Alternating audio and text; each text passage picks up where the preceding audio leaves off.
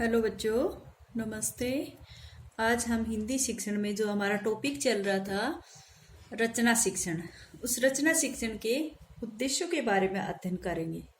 रचना शिक्षण के उद्देश्य।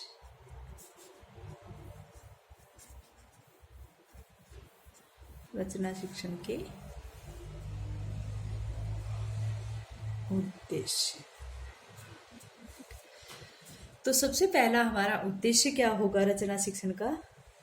रचना शिक्षण करवा के हम बच्चे में किस तरह आप अपेक्षित व्यवहारगत परिवर्तन करेंगे। तो सबसे पहला हमारा उद्देश्य होगा इसमें कि छात्रों में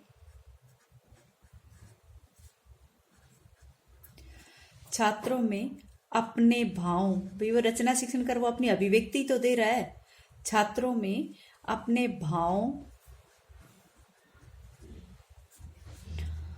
तथा विचारों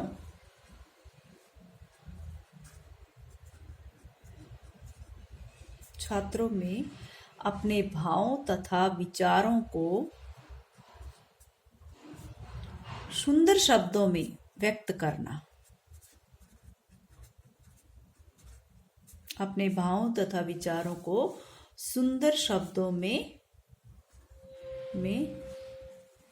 अभिव्यक्त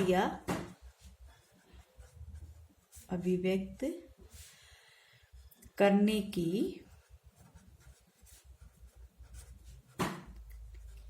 क्षमता का विकास करना।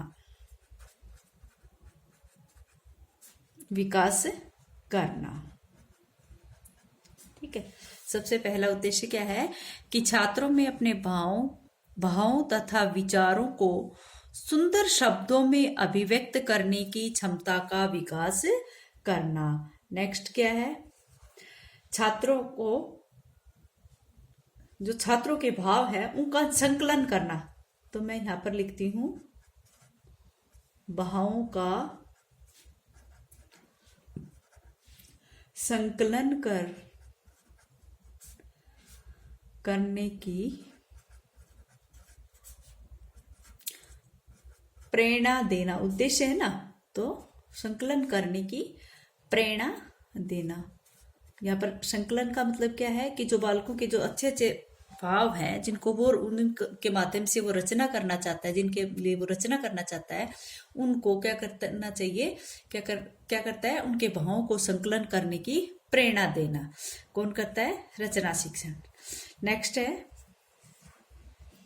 छात्रों को तर्क, कल्पना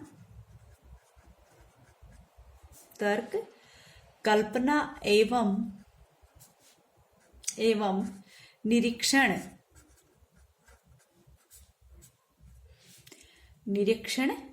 शक्ति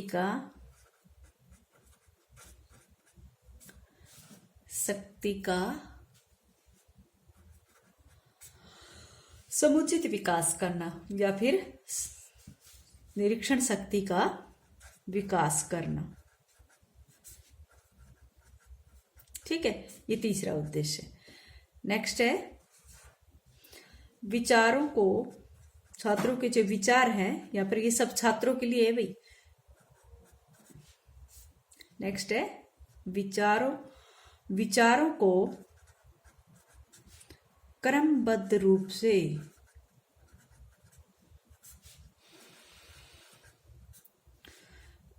में या क्रमबद्ध रूप से या में लिखने की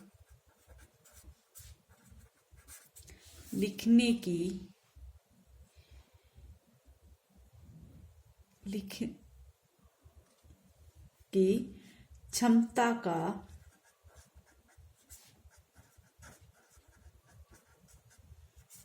विकास करना। फिर रचना शिक्षण वैसे मौखिक भी होता है, लेकिन विशेषतः इसका प्रयोग रचना शिक्षण का किस में किया जाता है? लिखित रूप में। इसलिए छात्रों के जो विचारों को क्रमबद्ध रूप से लिखने की क्षमता विकसित की जाती है। ठीक है। नेक्स्ट है छात्रों में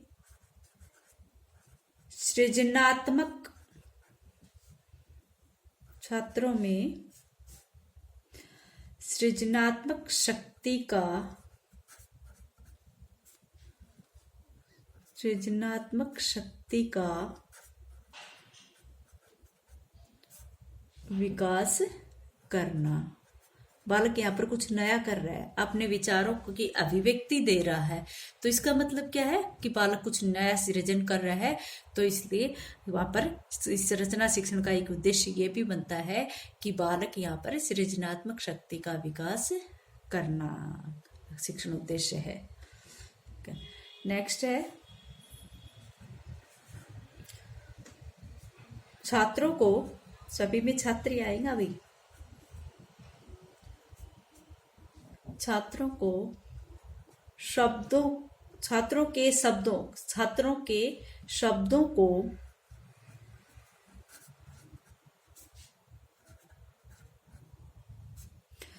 उचित ढंग से व्यवस्थित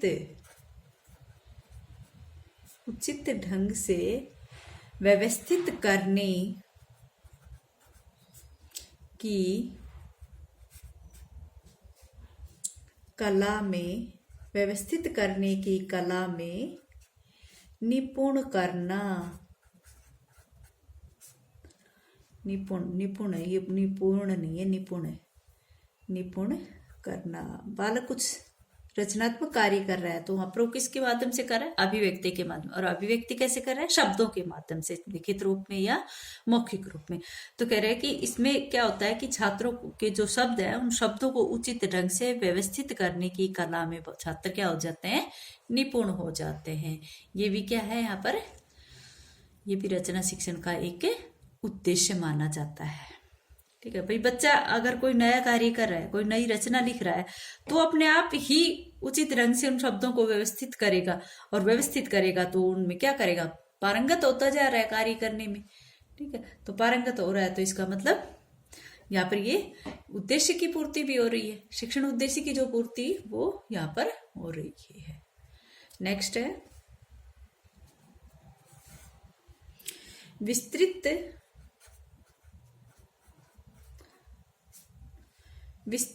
भावों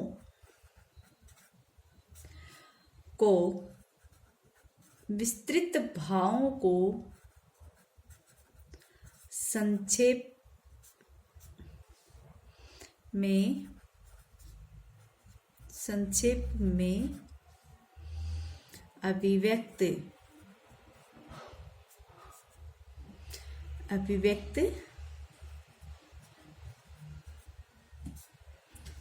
अभिव्यक्त करने की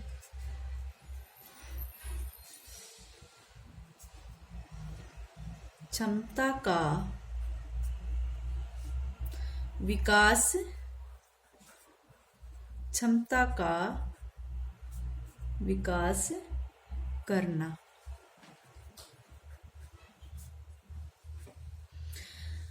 क्या है नेक्स्ट? विस्तृत भावों को संक्षेप में अभिव्यक्त करने की क्षमता का विकास करना।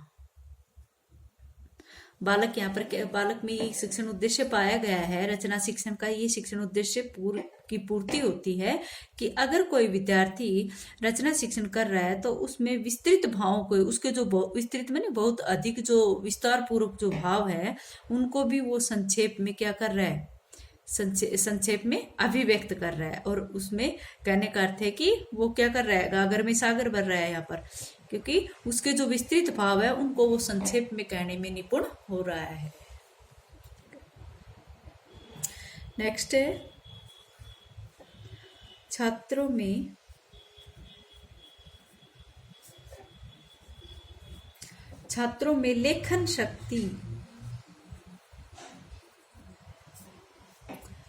लेखन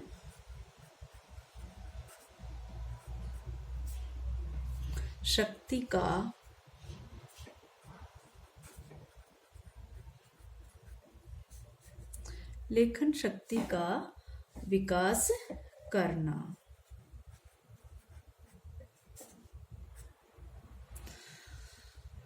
क्या हो रहा है? कि छात्रों में लेखन शक्ति का विकास भी किसके माध्यम से हो रहा है? रचना शिक्षण के माध्यम से हो रहा है, क्योंकि जो रचना शिक्षण है वो विशेषतः लिखित रूप में ही हो रहा है। वैसे मौखिक और लिखित दोनों ही रूपों में रचना शिक्षण किया जाता है, लेकिन मौखिक जो रूप था वो प्राचीन समय में था। आज वर्तमान में लिखित रूप में ही रचना शिक्षण किया जाता है, और इसमें बच्चा जो है उसकी लिखने की शक्ति का विकास भी होता है। ठीक है, ये थे अपने रचना शिक्षण के उद्देश्य। एक बार फिर से देखियो कि छात्रों में पहला जो रचना शिक्षण का उद्देश्य था वो क्या था कि छात्रों में भावों तथा विचारों को सुंदर शब्दों में अभिव्यक्त करने की क्षमता का विकास करना। नेक्स्ट था कि छात्रों के भावों का संकलन करने की प्रेरणा देना। छात्र जब अभिव्यक्ति करते हैं तो वो अपने भावों का क्या कर रहे हैं, यहाँ पर एकत्रित करते हैं। जो प्रयोग करने योग्य जो व्यक्त करने योग्य भाव है उनका वो संकलन करने की प्रेरणा भी प्रदान करता है। नेक्स्ट है छात्रों के तर्क, कल्पना एवं निरीक्षण शक्ति का विकास करना। ठीक है, उससे नेक्स्ट है कि छात्रों के विचारों को क्रमबद्ध रूप में लिखने की क्षमता का विकास करना। से नेक्स्ट है सृजनात्मक शक्ति का विकास करना। बच्चा कुछ नया सृजन कर रहा है, वो रचना शिक्षण में अपने भावों को अभिव्यक्त कर रहा है, किसके माध्यम से? नए कार्य के माध्यम से। इसलिए हम कह सकते हैं कि रचना शिक्षण से एक बालक की सृजनात्मक शक्ति का विकास होता है। नेक्स्ट है शब्दों को उचित ढंग से व्यवस्थित करने की कला में निपुण होना। विद्यार्थी जो है वो अपनी अभिव्यक्ति दे रहा है तो वो उसको उचित ढंग से, व्यवस्थित ढंग से किस प्रकार से अभिव्यक्त करे, इस कला में वो निपुण हो रहा है। नेक्स्ट है विस्तृत भावों को संक्षेप में अभिव्यक्त करना। जो विस्तृत और विस्तार पूर्वक जो बातें होती हैं उनको अपने भावों के माध्यम से जब विद्यार्थी अभिव्यक्त करता है तो उनको संक्षेप रूप में कर लेता है, उनका संक्षिप्त रूप ही प्रकट करता है। इसलिए इसमें ये अभिव्यक्ति का ये विशेषता जो है ये बालक में विकसित होती है। नेक्स्ट है छात्रों में लेखन शक्ति का विकास करना। रचना शिक्षण के माध्यम से एक बालक में इस उद्देश्य की पूर्ति भी होती है कि वो लेख लिखने या कोई भी अभिव्यक्ति देने के लिए जो रचना करता है उसमें पारंगत हो जाता है। अच्छा बच्चों, आज इतना ही।